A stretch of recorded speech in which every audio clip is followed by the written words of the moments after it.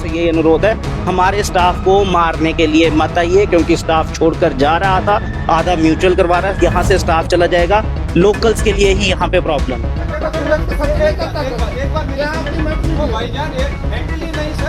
आप ड्राइवर को दोगे गाड़ी चलाने के लिए, ड्राइवर कूद जाएगा गाड़ी से, जो सवारियां होंगी वो किधर जाएंगी?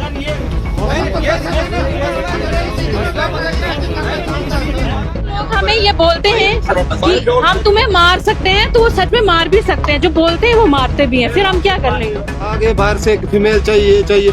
देखिए इस फील्ड में फीमेल नहीं होता। जब एक सर्जन सर्जरी करता है वो फीमेल की भी करता है। उस टाइम तो ये चीज कोई नहीं पूछता, बट ईसीजी के टाइम ये चीज पूछी जा रही है। तो ये मैं आपको इसका जवाब देता हूँ, जवाब आपको देता हूँ। बिल्कुल, जितने भी नए 5 जीएमसी हैं, इवन अभी 7 हैं, उधमपुर, हंदवाड़ा भी शामिल है 7। बिल्कुल, कहीं भी ईसीजी टेक्नीशियन की क्रेडिट ही नहीं हुई है, क्रेडिट ही नहीं हुई है। हर जगह दूसरों से ही करवाई जा रही है, ट्रेड हुआ है उन्हीं से करवाई जा रही है। बट आप पर्टिकुलर का ढूंढेंगे कि टेक्नीशियन वो पोस्ट ही क्रेडिट नहीं है। लड़ाई उसी पे सर, यहाँ इशू बना ही मेल फीमेल का है। इन्होंने यहाँ पर सर्जरीज होती है तो डॉक्टर कौन करते हैं? वो वहाँ पे मेल फीमेल तो तब देखते नहीं है। वहाँ ये तो ऐसे ही सर इनको टारगेट किया जा रहा है और कुछ नहीं है। और किसको? ऐसे लोगों को लेकिन ये चीज जो यहाँ आके रोस्टर मांगे, ड्यूटीज पूछे, रात को 2 बजे आके पूछे कि भाई अपना फोन चेक करवा कि भाई तेरे फोन में डिटेल क्या है, कहाँ तुमने पार्टियां की, कहाँ क्या। भाई हु आर यू? और इमरजेंसी आपको क्या दिक्कत? गेट से अंदर कोई भी एनजीओ कुछ भी हो, गेट से बाहर आप देखिए। एनजीओ का मतलब होता है पेशेंट की केयर करना, भूखे को खाना खिलाना। बट किसी का मोबाइल रात को 12 बजे चेक करना, किसी को रात को धमकी देना, मार देंगे, ये एनजीओ का काम नहीं है। तब तक वो बंदा दूसरा क्या बोलता है उनके साथ का, तुझे मैं यही मार। भाई हु आर यू? कौन मारने वाला है? तू इतना तू बदमाश है? कोई बड़ा किसी आपको ओपन धमकी दे यार देखो ये चीजें बर्दाश्त के नाकाबिले है। सर हमें ट्रांसफर कर दिया जाए। सबसे आधे से ज्यादा स्टाफ जीएमसी डोडा छोड़ के जा चुका है, आप पता कर लें। प्रशासन से यही मांग करेंगे, ये जितने भी लोग हैं, देखिए हॉस्पिटल है, सरकारी है, कोई भी आ सकता है, किसी को मना नहीं कर सकते। बट आना है as a patient, as a attendant, as a गुंडागर्दी, एज ए दादागिरी के लिए नहीं आ सकता कोई भी। किसी को भी मोबाइल चेक करवा लो, आपका रोस्टर के उसके लिए हमारा सुपरिटेंडेंट है, उसके लिए हमारी मैट्रन है, उसके लिए हमारा प्रिंसिपल है, उसके लिए डिस्ट्रिक्ट एडमिनिस्ट्रेशन।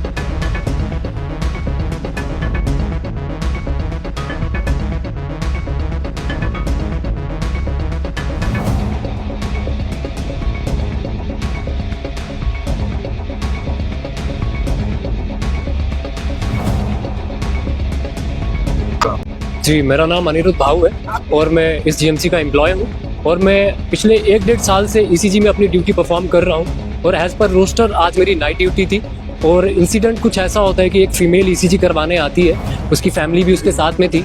जब मैं ईसीजी कर चुका था तो एक बाहर का व्यक्ति आता है जिसका नाम तोकीर अली है।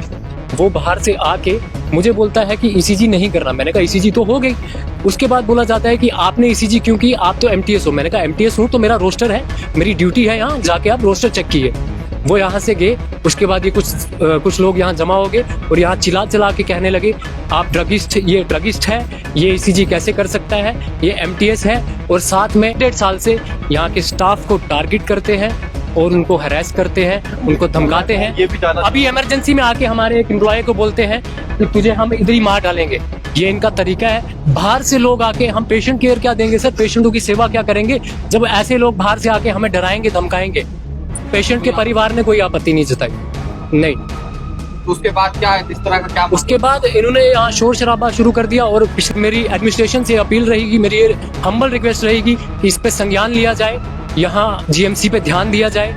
जबकि यहाँ का स्टाफ बहुत अच्छे से पेशेंट केयर देता है और बहुत अच्छे से लोगों की सेवा करता है। बताया कि आप एमटीएस हैं और आप ईसीजी में काम कर रहे हैं, क्या इसको लेकर आप ऑथराइज हैं या? जी, अभी तक जितने भी हमारे जम्मू कश्मीर में जीएमसीज हैं वहाँ पे ईसीजी की कोई भी पोस्ट अभी तक नहीं निकली है।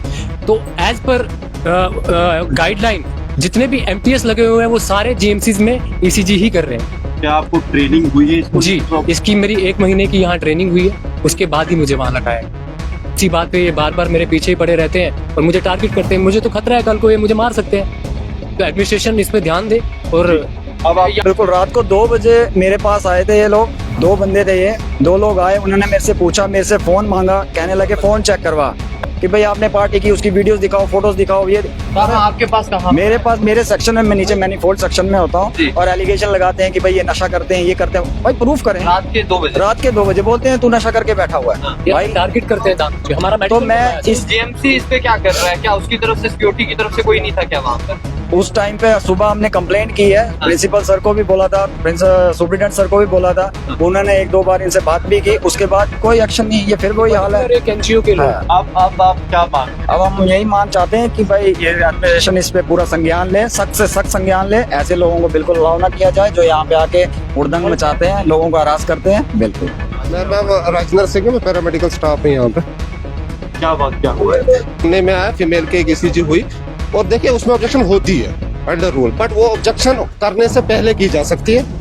और जब आप किसी फीमेल का प्रोसीजर एक मेल करता है तो एक अटेंडेंट साथ में खड़ा होना चाहिए उस पेशेंट का। वो खड़ा था, उसका भाई था, उसकी और अटेंडेंट था। उन्होंने की ईसीजी करने के बाद उन्होंने ऑब्जेक्शन की, जो बिल्कुल अंडर रूल नहीं है। परिवार ने नहीं, बिल्कुल आउटसाइडर के लोग थे, कुछ एनजीओ के लोग थे, उन्होंने शोर उठाया और टारगेट किया गया कि आप कौन, आप एमटीएस। देखिए ये एमटीएस है, एडमिनिस्ट्रेशन ने इसको अलॉट किया ईसीजी करने के लिए, तो एक बाहर का आदमी नहीं इसके लिए बोल सकता कि आप नहीं कर सकते। इनको ट्रेनिंग दी गई तभी तो ये उस कैपेबल बने, अभी तो की इन्होंने, अपनी मर्जी से तो ये कर नहीं रहे। इनको किसी ने अथॉराइज किया तभी तो ईसीजी कर रहे हैं सर। अब क्या मांग करेंगे? मांग यही करेंगे, किसी को भी गेट से अंदर, कोई भी एनजीओ कुछ भी हो, गेट से बाहर। आप देखिए एनजीओ का मतलब होता है पेशेंट की केयर करना, भूखे को खाना खिलाना, बट किसी का मोबाइल रात को 12 बजे चेक करना, किसी को रात को धमकी देना, मार देंगे, ये एनजीओ का काम नहीं है। इसलिए वो आप ये धमकियां भी दी गई है, मार बिल्कुल इसके साथ अभी इनके साथ हुआ, आपके साथ रात को 12 बजे ड्यूटी पे इनको जाया जाता है, इनका मोबाइल चेक किया जाता है, और यहाँ के एडमिनिस्ट्रेशन इस मामले में कोई कार्रवाई नहीं करती। यहाँ की खुद की हमारी अपनी चौकी है, अपनी सिक्योरिटी है, सब फेल है। जो यहाँ की सिक्योरिटी हो ये कहता है ये लोकल, हमें इनको क्या बोलो। आप मुझे बताइए, अमेरिका से लोग आएंगे, कोई कनाडा से आएंगे, लोग भी तो आएंगे सर। तो यहाँ कोई सिस्टम नहीं, हम कभी भी कोई भी किसी को भी मार सकता है, हमारी जान की कोई सिक्योरिटी नहीं। मैं सीधी बात आपको कहता हूँ, कोई भी किसी को भी पकड़ लेता है, कुछ भी धमका देता है, ये चीज नहीं होनी चाहिए।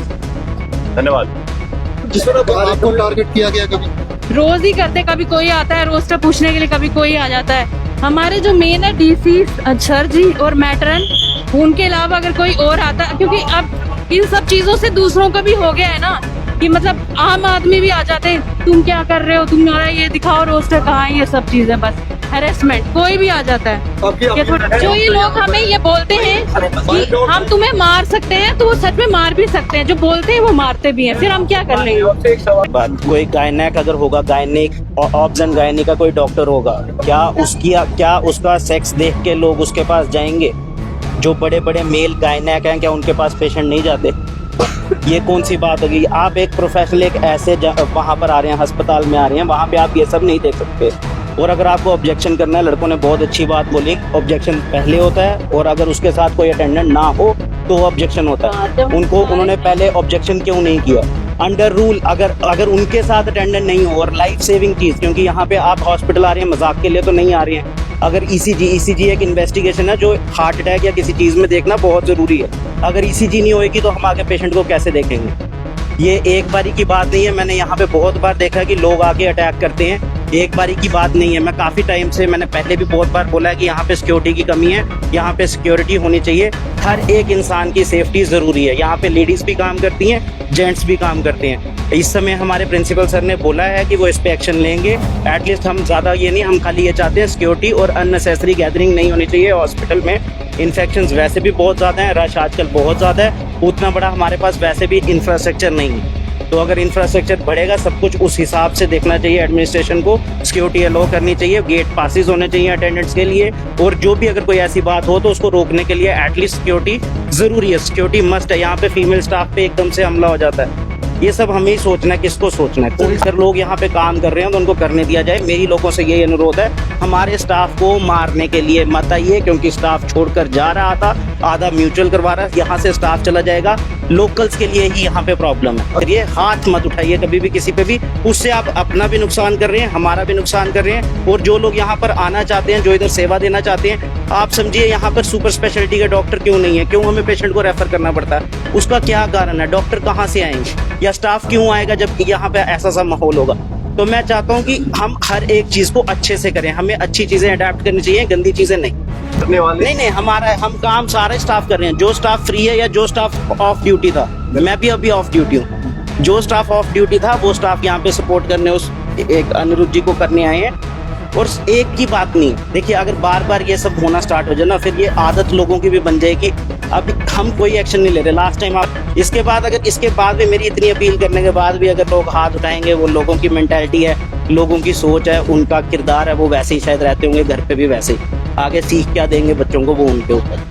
बहुत थैंक यू।